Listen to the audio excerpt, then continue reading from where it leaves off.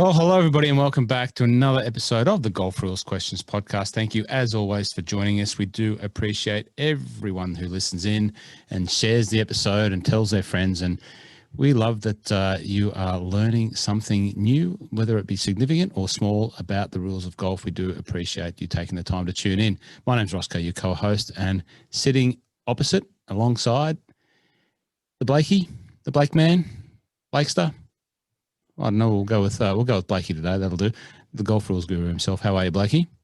Yeah, going really well, Roscoe. I was thinking I'll try and change it up and not go with going really well, Roscoe, but fell into that same trap of saying that again. But everything's going pretty good.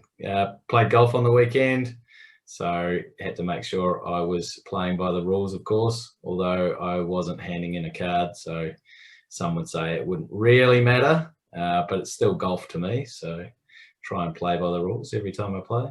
Okay, well, we might come back and talk about your round of golf. I also had a round of golf last week myself. So, it was very good. Now, we've got the rundown this week. Before we get into the rundown, you enjoying this podcasting gig? Yeah, what's this, episode 18?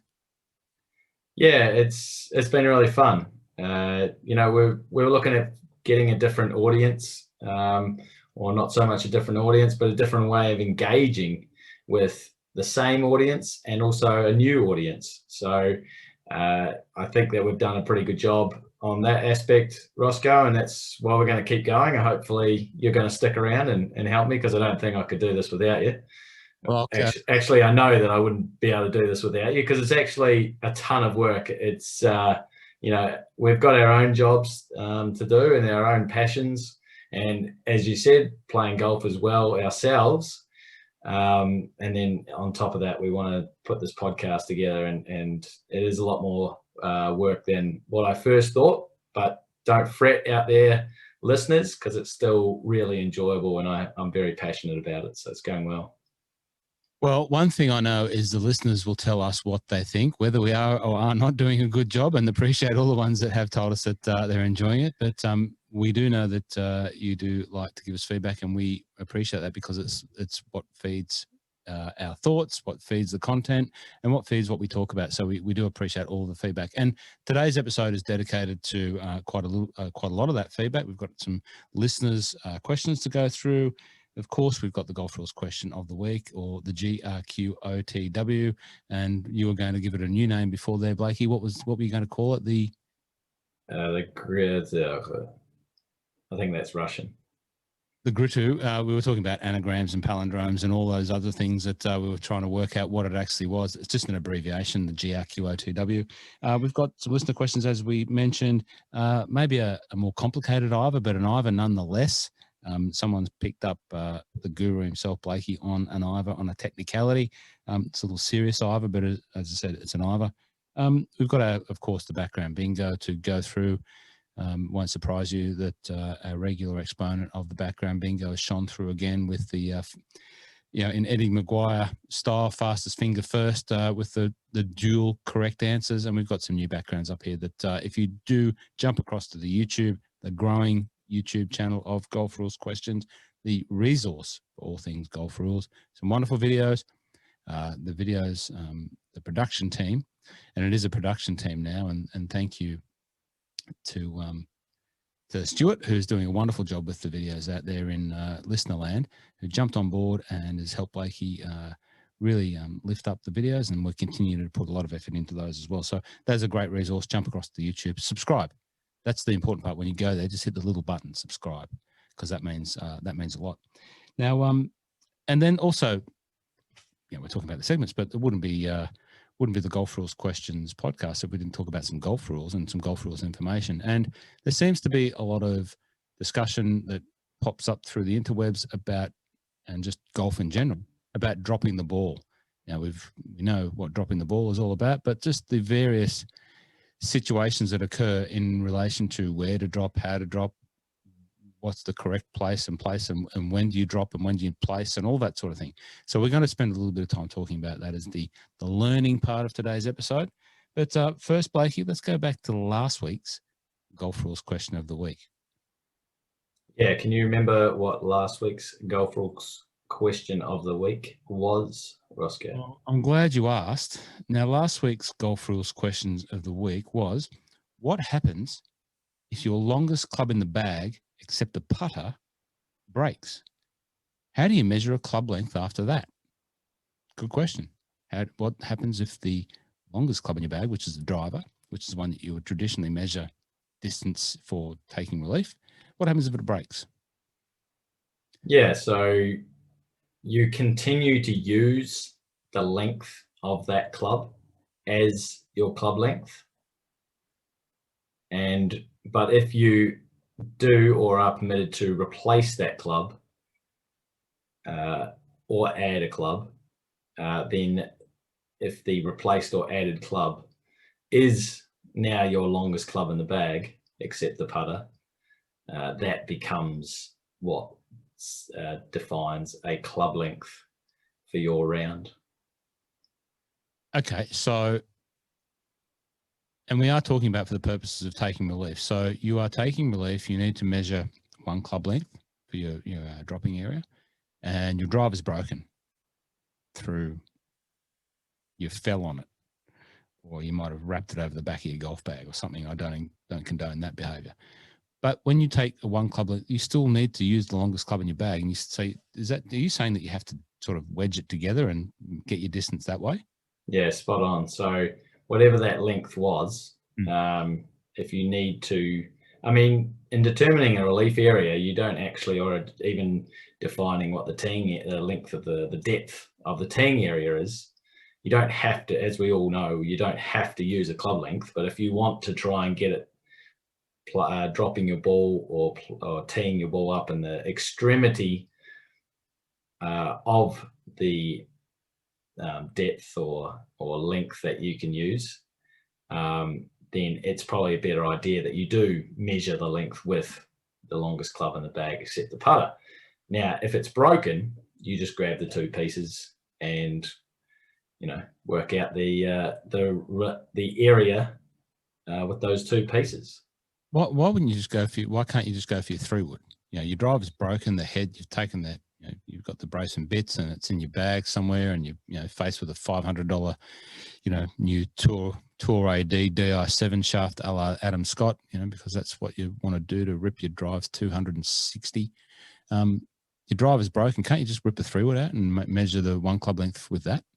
You certainly can use your 3-wood or any club to work out an estimate of what the relief area or the teeing area would be, but the actual measurement down to the millimeter is using the longest club in your bag except the putter. So again, if you were to say, what's a standard driver, 44, 45 inches, Roscoe? 47, 48 if you're Bryson DeChambeau. So let's say 45. And what's a standard 3-wood? I'm guessing 42 or something like that. Yeah, that sort of thing. Yep. Okay, so if you're a mathematician and you broke your driver, you weren't permitted to replace it under 4.1. So it's still the driver is your longest club in the bag, except your putter, and that's the club length, the definition of a club length. You could use your 3-wood to measure and then adding on an extra 3 inches. Okay, so you can use any other club to work it out, but to actually define what defines the depth or what defines the relief area is the specific length of that longest club in your bag, except the putter. So that becomes important if it's like you're considering stance and whether your stance is in the relief area or you've taken full relief and that sort of thing. Is that right? Not so much about your like the club length, the relief area, about stance. That's more about what club you are going to use for the shot. So you're simulating what, say if you've got to hit it under trees, but you want to try and get relief by putting a wedge in your hand, but that's just an unreasonable stroke. Then you'd have to be trying to use your 3-iron or 4-iron. So that's sort of different to simulating the shot that you're wanting or going to play.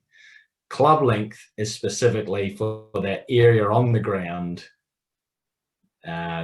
whether it be the relief area when taking relief, or whether it be in defining what the teeing area is.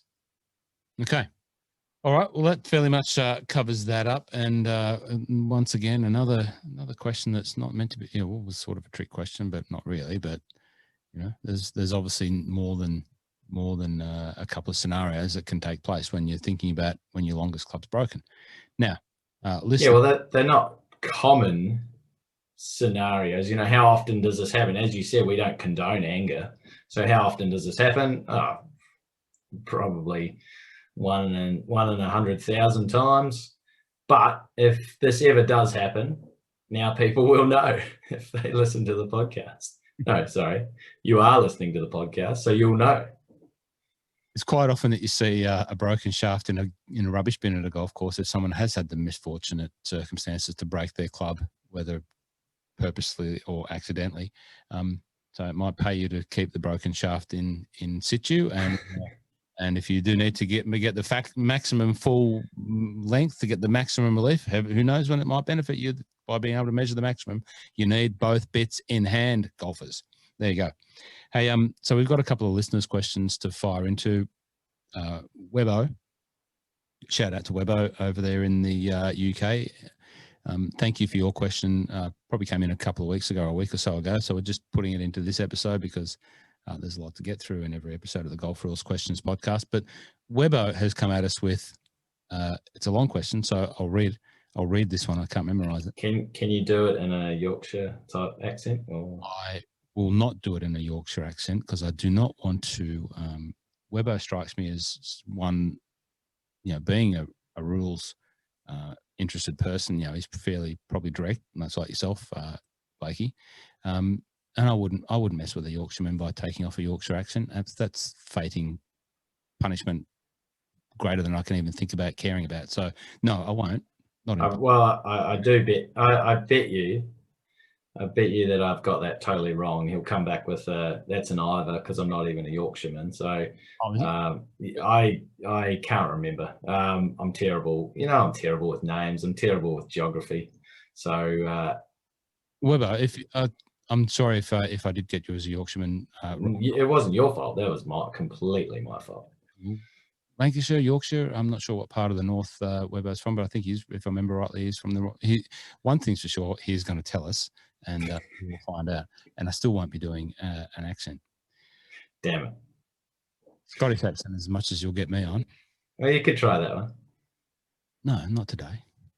I've already done it once today. There you go. Hey, I love it. Webbo, once again, hello, Webbo, over there in the UK. Your question is player A hits his second shot to the green and is rolling nicely towards the hole. A dog suddenly runs onto the green before the ball was at rest and picks it up and runs off. It was a new Pro V1. Jeepers, do you want to get that back? The dog's owner recovers the ball and throws it back onto the green. Very nice. It comes to rest about 30 feet further away from where the dog had picked it up. How rude. What is the ruling and how should the player have proceeded? I have my thoughts and I know what exactly happened. So it's a real life situation. Webbo hasn't just dreamt this up and fired off a question. And we'll like your thoughts from the experts, please. Yeah, there's some unruly dogs out there walking around golf courses. Well, no, but as you know, just for a bit of listener information, if you're used to playing golf in the UK and very much so in Scotland, dogs are a welcome part of the golfing environment, and I support it wholeheartedly. There's nothing been more enjoyable for me. And I remember a couple of very specific times in Scotland playing at North Berwick and playing along. The whole name is called Perfection. It's one of the toughest, quirkiest par fours you'll ever play, and it finishes up near the water. Anyway, there's couples walking along there, as you're allowed to do. In Scotland, you have the freedom to roam, or the right to roam, and a couple walking there. I think it was a sort of miniature schnauzer, and I stopped, had a play, had a chat, and it was lovely. And it's just a nice environment for the dogs. The dogs out walking and sharing the course. They stay out of the way. except in Webbo's case, because not this one. Well, maybe in Scotland, but not in England. the dog went rogue. But I wholeheartedly support dogs being allowed to be brought under the course as long as they're kept under control, and obviously things are kept clean. I had a wonderful round at a place called Dunfanaghy, which is in County Donegal, €14, looking at to the America sort of thing. And I played again with a Scotsman who was over there on holidays, and he brought his little dog. His dog, you know what his dog's name was? He was a Celtic fan. So I had to endure a round of golf with a Celtic fan, which wasn't actually that bad. Sean? No, it wasn't Sean. If you are listening in from Scotland and you are a Celtic fan, and you had a dog, there's probably many dogs called Henrik Larsson, number 7, very famous Swedish striker for, wasn't a striker, but player for Celtic and Sweden, Henrik Larsson. So I enjoyed a wonderful round with Henrik Larsson, but we digress, as we like to do, back to the dog stealing. I don't want to call a dog a mutt, but like if he stole your ball, Webbo might have let a few expletives go. I could imagine him letting a few of them go. What happens? Right. So an outside influence, the dog is an outside influence, has stolen the ball that was in motion. You estimate the spot where the dog took the ball, and from that spot, you have either a 1 club length relief area. We talked about club length, relief area in which to drop, or if it's on the green, as it was in this case, the putting green of the hole you're playing, then you place it on that spot directly below where the dog took it, where the ball came to rest in the dog. And you can, and this is under 11.1, you can change your golf ball because you're taking that relief under exception 1 of 11.1. So obviously you have to be COVID safe, and no, it's not been proven that you can catch COVID-19 from dogs. But if there is dog slobber on there, you're allowed, and you don't want to be part of the dog slobber, and there's a fair degree of chance that there is dog slobber on a ball that's feverishly taking after your ball in motion on the green, you can change your ball if you don't want to deal with a ball with dog slobber all over the ball. Yeah, you can certainly clean your ball. There's 2 reasons that you'd be able to clean your ball in this question. 1, because the dog has it took it and it was in its mouth. It came to rest in the dog for a few seconds. Is there another way to refer to it than coming into rest in the dog? No, that's basically, if you look at the rules, the way the 11.1 is written, it says exception 1, when ball played from anywhere except putting green comes to rest on any person, animal, or moving outside influence. So I guess you could say on the dog, but it didn't. It came to rest in the dog's mouth. Yeah, fair enough. So yeah, if the stroke was made from on the putting green, obviously you cancel and replace and replay, but this was made from off the putting green. Dog stole it when it was on the putting green, so it needs to be placed at that spot that the dog stole it. Okay, well, if you're playing golf in Australia, and thanks for listening, if you are in Australia, it's probably unlikely that a dog's going to run out in your normal club play and steal your ball. Maybe a bird, same deal, I imagine. Yep, same deal. Plenty of crows stealing golf balls out there. I'm not sure they steal them whilst they're in motion, though. Yeah, no, they steal them. That was pretty good. Well, you can imagine that in your mind's eye, the dog running out, taking the dog. There you go. Hey, I'm taking now. Okay, good. That's answered. Check. Next question. The next question is from another favourite regular participant and contributor to the Golf Rules Questions podcast. Yes, it's Big P from Clubland. And Big P's anchored one in. So Anchor is where your podcast is hosted. And he's left us a question, which we'll come back to and answer right after we play it. Blakey, Roscoe, Big P from Clubland here. Standing on the 9th tee and big build-up of players on the par 3. Just wondering, what are the rules of practicing before you tee off on the next hole? I'd love to know what I can and can't do, because obviously the short game needs a bit of work. Thanks, boys. Bye. Blakey, Roscoe, Big Great question there from Big P. And it sounds like he was phoning that in live. Like it sounds like it was happening as the situation was occurring on course. So I think he was actually playing golf, which I love. I love the fact that someone can get onto Anchor and leave a live question as they're playing golf.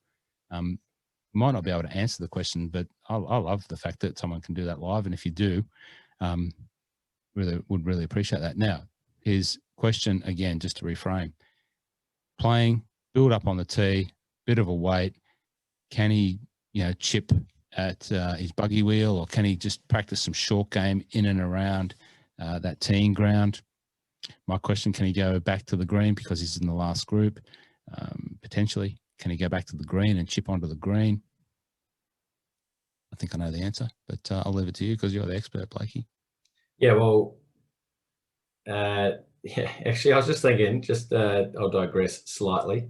Imagine if we did have a team of about, I don't know, 10, 20 of us that could, at all times of the day, answer questions just like that.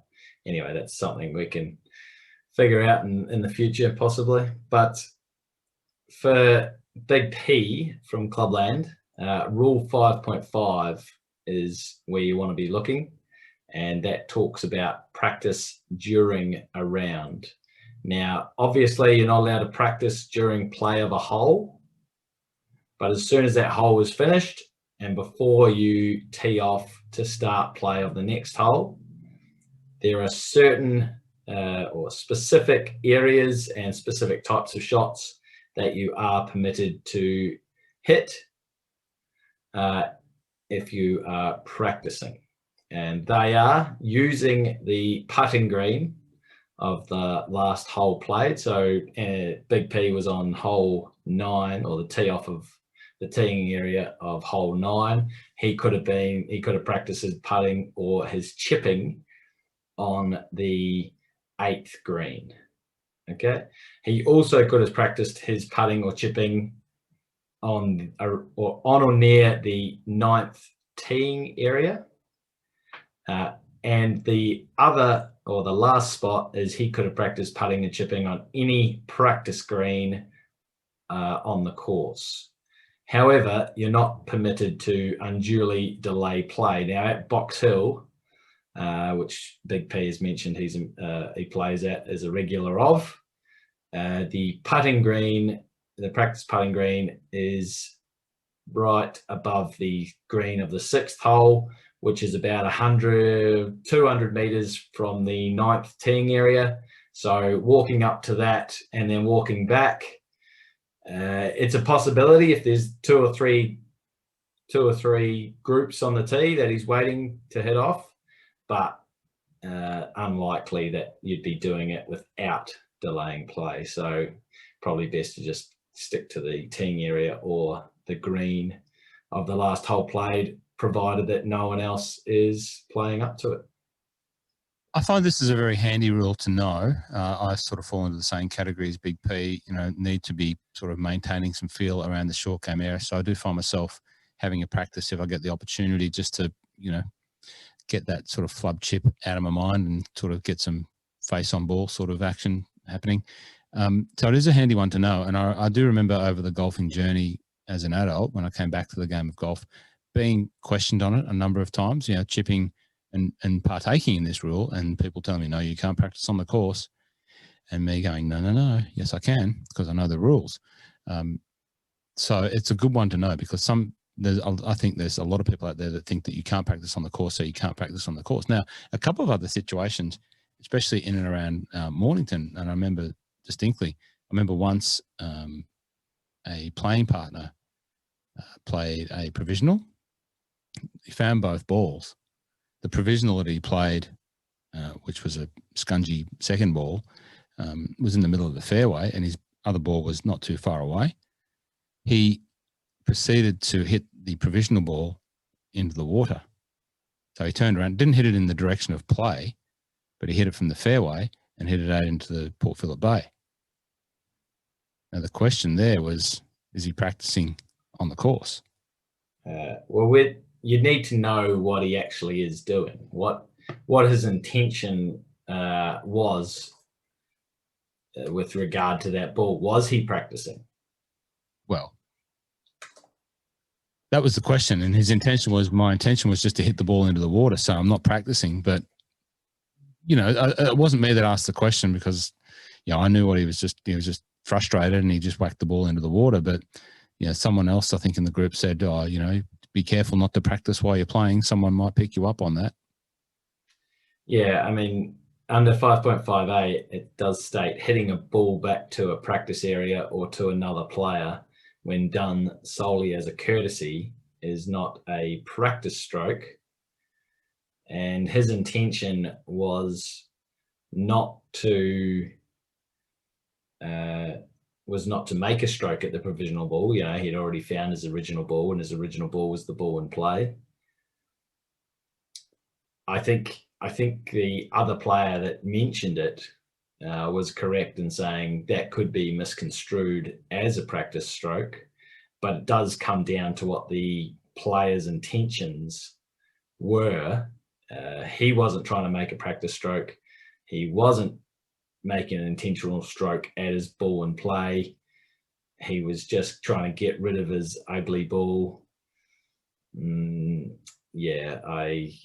It does come down to his intentions. You'd probably almost just give him a warning and say, look, mate, that's which sounds like what or the other player in the group did in the first place. There you go. Interesting scenario that I've thrown up there, Blakey, without notice. Very good. Probably an eye with that one, but it does, as I said, it does come down to the player's intentions. So, well, it doesn't say in frustration there in the rules. So anyway, no, then that's why you could actually say, you know, there was no intention to hit the ball as his ball in play, so it can't be that.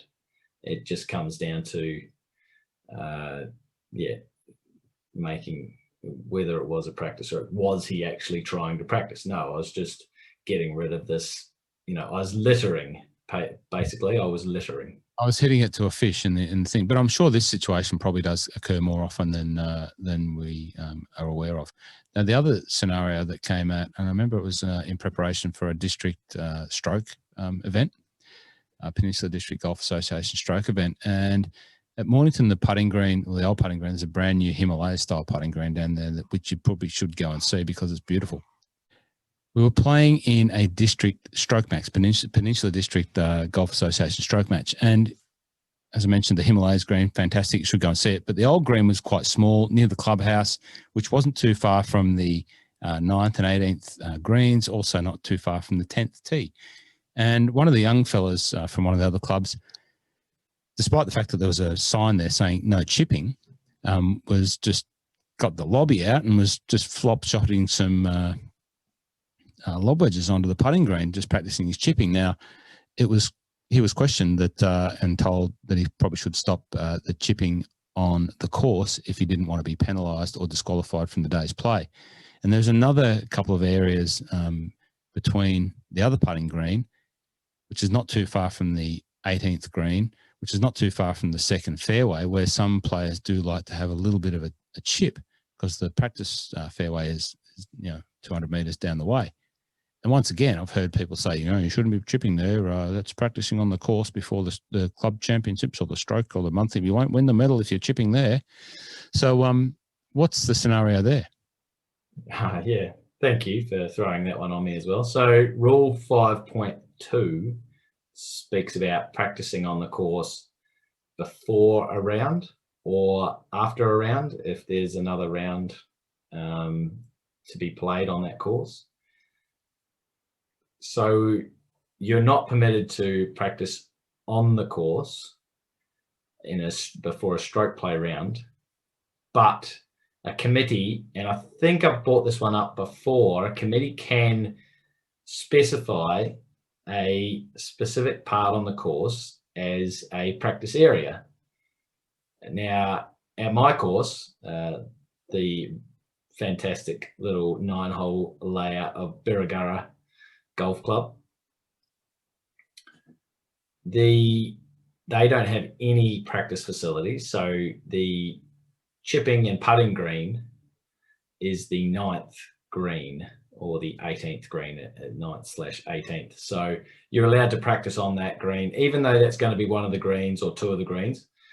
that we play, or one of the greens that we play twice, during the round that we're about to play, the committee have stipulated that everyone's allowed access to that spot. The rules around practice are on or near.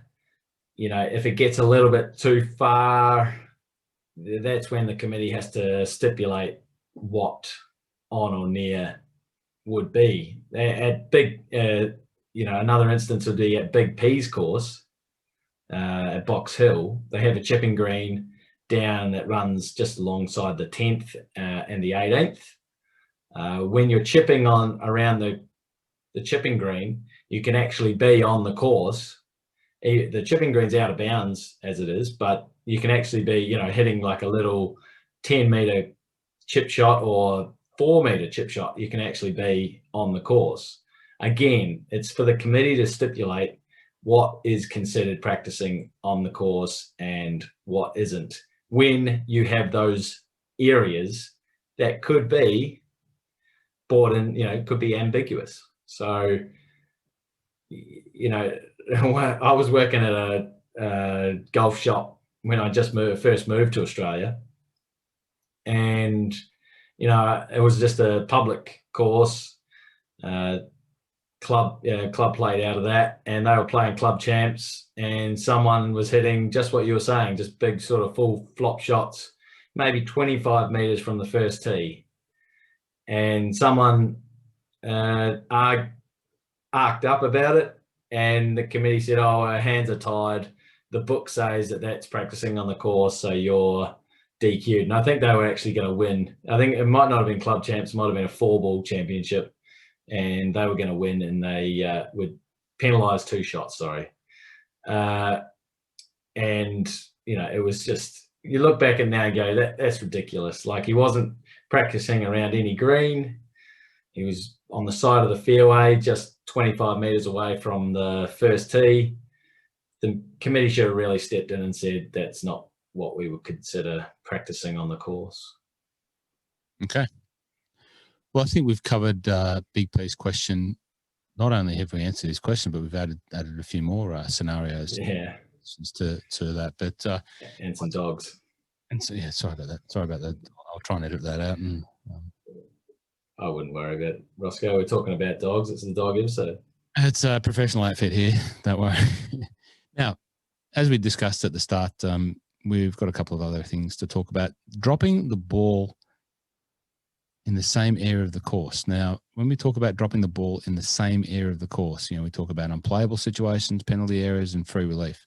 What are some of the things that we need to be aware of in those scenarios, Captain Blake?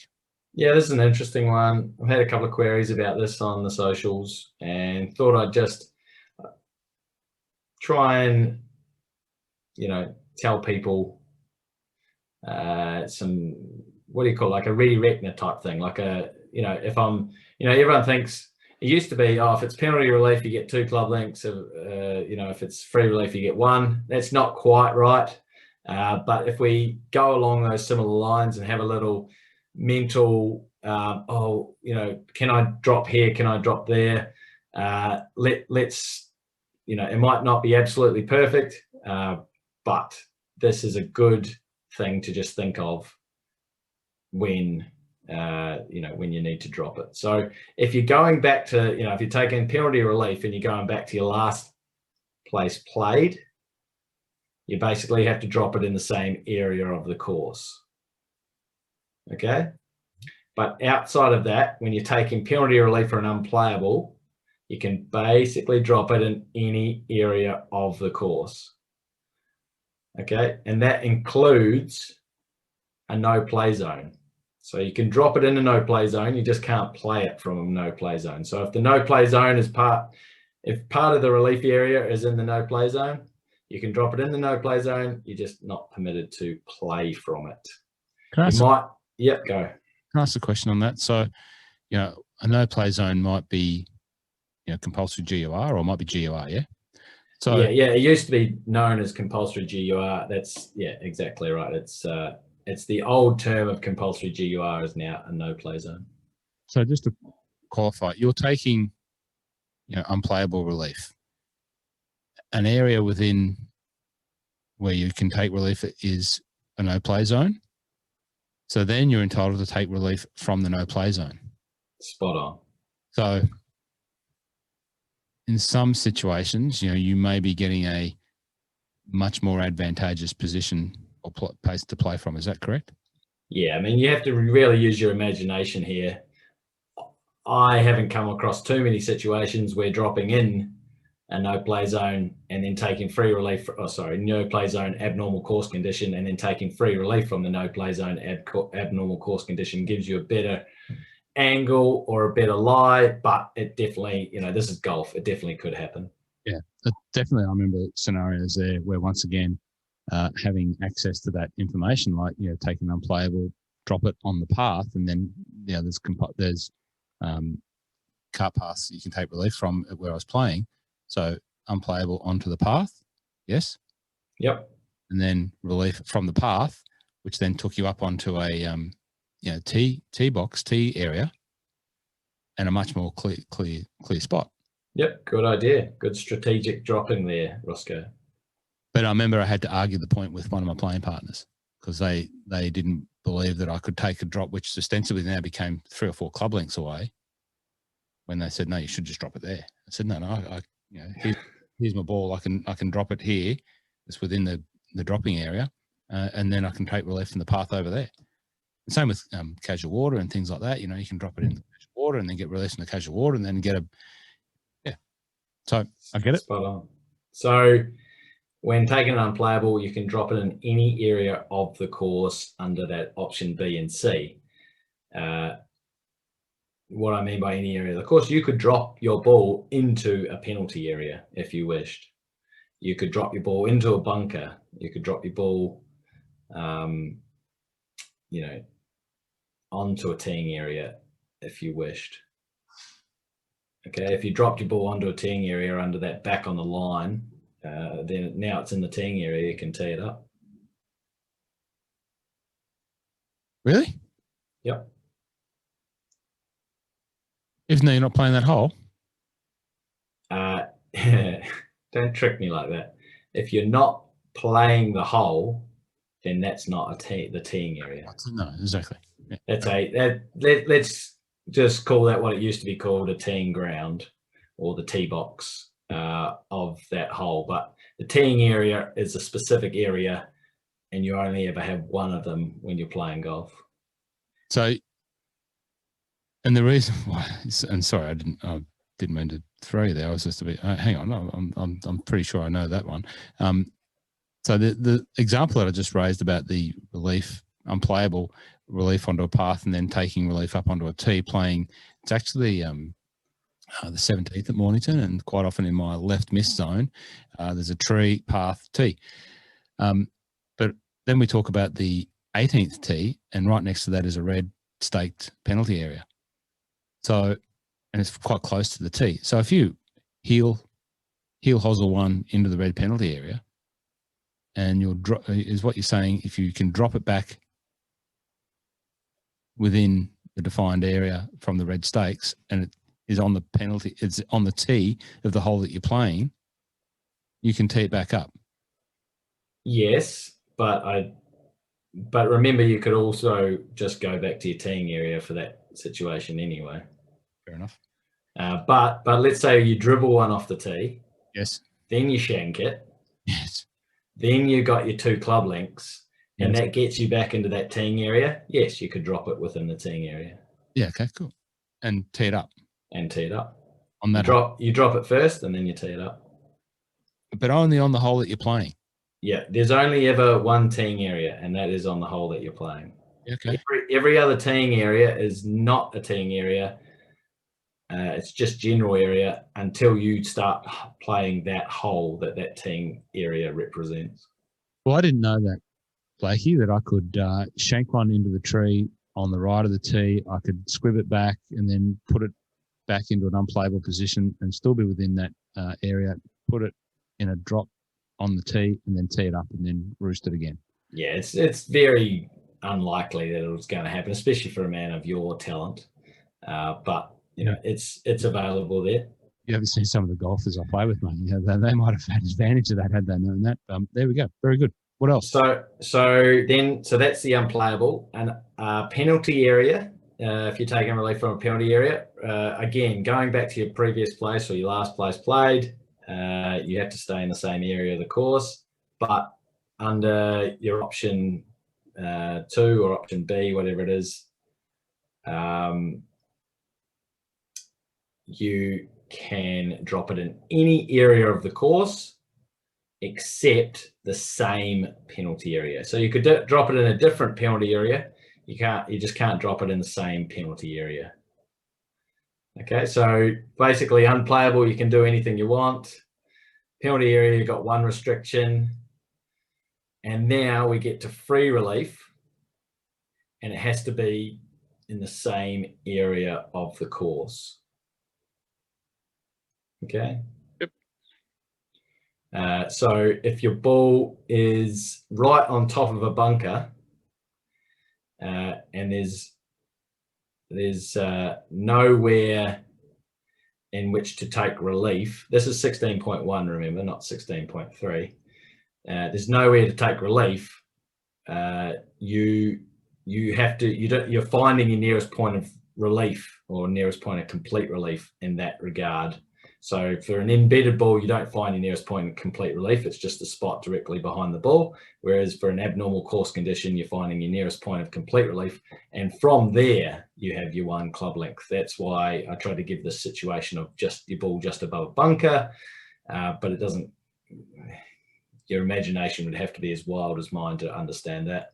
So, you know, you're finding your nearest point of complete relief where you're taking a stance and, you know, the ball is in the same area of the course, and then you got your one club length from there. Okay. You couldn't drop it in the bunker. Yeah, that's the question. So you can't drop it in the bunker and then play from there because that's within the area. But it could possibly be within the relief area, but it's not the same part of the course, so you can't drop it in there. Cool.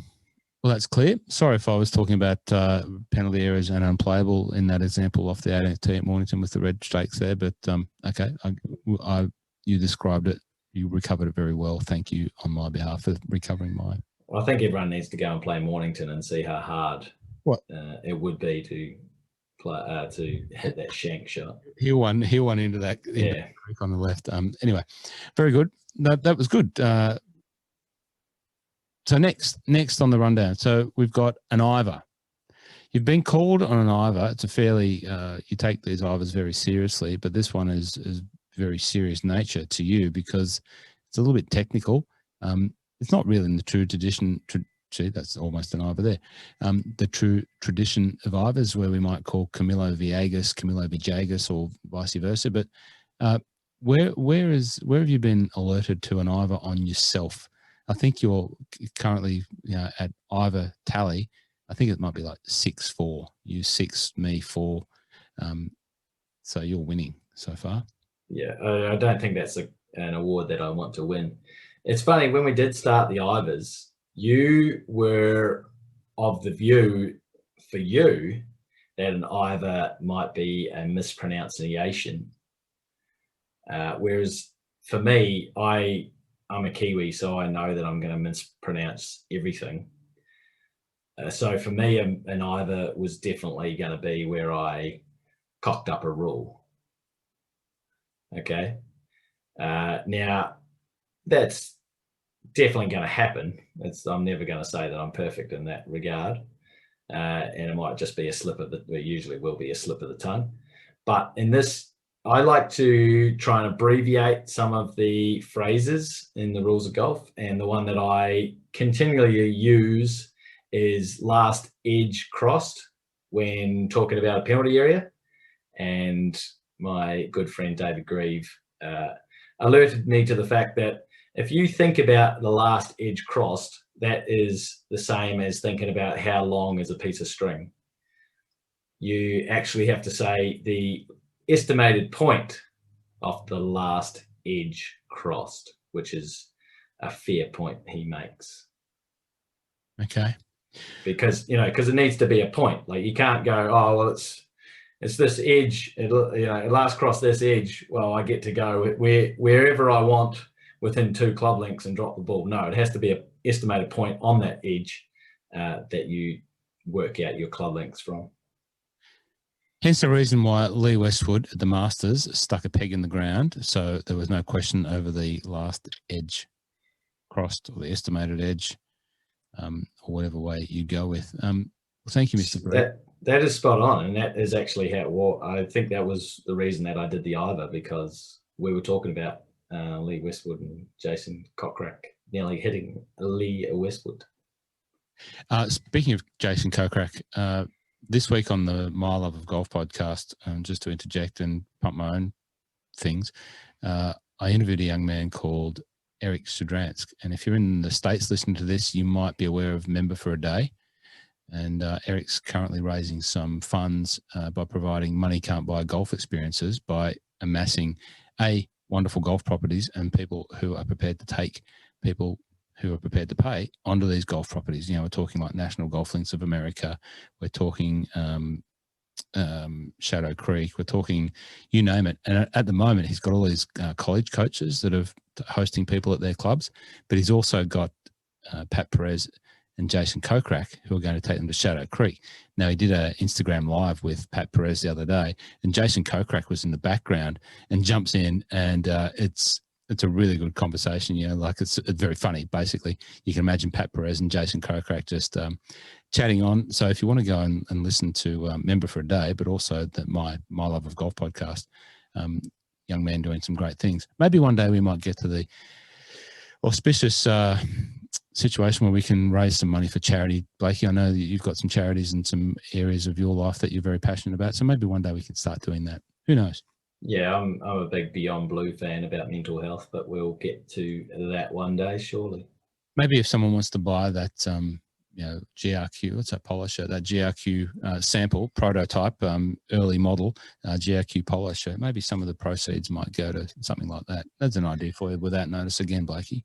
Yeah, well, we put that out there on the podcast last week, and it's basically down to us, Roscoe, is to get it ready. We've got plenty of supporters wanting to get some merch off us. So, it's basically us wasting their time rather than the other way around.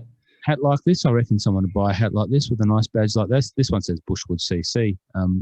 Lots of things happen at Bushwood CC. Probably a lot of real scenarios and broglars happen at Bushwood CC. But if we had GR.Q., G.R.Q.O.T.W, IVOR, whatever we have on there, I'm sure someone would want to buy that.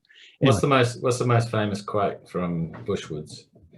And I don't... Is it that one? And I don't gamble. No, wrong. And I never bet or something. Wrong person to ask there, Blakey. Sorry, I can't. You haven't watched it? I have, but I'm not good at recalling jokes. Oh yeah, fair enough. I'm just not me. You're an original jokester. I've got a picturesque mind. I've got a beautiful picture in my mind, as I do behind me, Blakey, to segue into background bingo. Now, last week's background bingo. No, I don't know how he got it. Like how? So, just we'll wrap it up in a sec. But just to get to the point, how Andrew Millar. Let's tell everyone Andrew Millar's become a bit of a phenom about background bingo. He's obviously got it as his personal agenda to be the first one to pick the right two every week. But some of the lengths that he's now reporting to you that he's going to identify that my background last week was, in fact, Metropolitan, the wonderful golf property on the Sandbelt here of Metropolitan. There was a photo that I took after some corporate day or something, and the sun was behind the tree, and it's a nice big tree. Tree features on the Metropolitan logo. I thought that might have been a giveaway. The other thing, there's a couple of trees, the buildings there might have been a giveaway. No, Andrew, it wasn't my house. No, far from the Flanagan residence there. But yeah, he did. What lengths did he go to identify Metro? Yeah, so he got mine as well. Chisholm Links, which hosted a couple of PGA events in the early 2000s. That's down in Dunedin. So I think I've done 3 courses in Dunedin now. But you didn't even show a golf course. You just showed the clubhouse of Metropolitan. And so he searched for I think we might have snuck some clues out there talking about how it's such a good course. So he searched for top 10 golf courses in Australia. He searched for something, he didn't quite come up with something there. So he searched for something, he searched for top 10 clubhouses after that. And he said, after seeing the Metro clubhouse on the back of the 18th, he said, oh, that roof looks familiar. So he typed in Metropolitan and up came the front, front garden, near the car park with the tree, and Metropolitan, he sent it through to me. Unbelievable. Well done, Andrew. Congrats, and thank you for your feedback. Scotsman down there in England, and spent some time in Edinburgh, and by all accounts is a passionate Heart of Midlothian fan, as am I. Go the Hearts in first division this year. We'll be back next year, don't worry. Yeah, it's always nice to have another Jambo listening in. Football, round, proper football, Blakey. Does it have dimples? No, it has no dimples. It's a round ball, and it's the beautiful game, and goes in the upper Benjamins or the top bins, that sort of thing. That's where you put. Right. But talking about football, this background bingo is from a country where football very much features. There's not too much there. You can see that there's a few people amassing around the side there. So obviously it's tournament conditions. So have a look at that one and see if you can pick that one. And Blakey, yours is a little bit obscure. I can see a nice little green hut. I can see the ocean. I can see some cliffs. It's not Mornington. I know that much. Yeah, well, I've stayed in the same country as have done since I started doing background bingo. So there might be about 15 or 16 in a row, Roscoe. I've played on this course a fair few times, especially as a junior. The hint is that there is 4 holes across the road. So one side of the road, you have 14 holes. The other side is 4 holes. I think that's a fairly good hint to getting that one. Sounds a little bit like Flinders, but it's not Flinders, obviously, because it's from another part of the world. But Flinders got a few holes on one side of a road and a few holes on the other side of the road, and sits up above the water, much like that. We'll have to go down there one day. We have to take GolfRules questions on the road and go and do some situations down there in Flinders. I'm sure Mr. Poulton would have us down there. If you are listening, Mr. Poulton, please let us know, and we'll come down to Flinders anytime. Now, very good. Is that us? Yep, we've just got the GolfRules questions of the week, episode 18. How could I forget? The GolfRules question of the week. So what is this week's GolfRules question of the week? We've got a couple here lined up. So here it is. Are you ready? Are you ready? I'm ready, yeah. You wrote it, so I hope you're ready. So when are you permitted to place your ball in the general area? Not replace, specifically place. There you go. That's it. So the easy one is under the local rule, but I want to hear the one that isn't under the local rule. So there we go. When are you permitted to place your ball in the general area? Place your ball in the general area. Not replace, specifically place. I'm sure there's some trickery behind your questions, Blakey, but well, to be honest, I've given some easy ones because I've taken them straight out of the definitions. The reason that I take them straight out of the definitions is to try and get people to go to the definitions, because it's the most important part of the golf book, or the rules of golf book. This one, I've actually made a little bit harder. It's not a specific area that you're going to find it. You're just going to have to know the rules a little bit better. Well, another test, another nugget, another bit of homework to round out this week's episode of the GolfRules Questions podcast. It's been dogs on the golf course, dogs in the recording. I'll try and edit that out. Thanks for your patience. If you hear a little dog bark, it's only a little black thing that's a very yappy but a very beautiful little member of our household here. And Blakey, it's great to see you as always. I look forward to catching up with you very soon. And yeah, it's been a great episode. Thanks for having us. Thank you very much, everyone, especially you, Roscoe.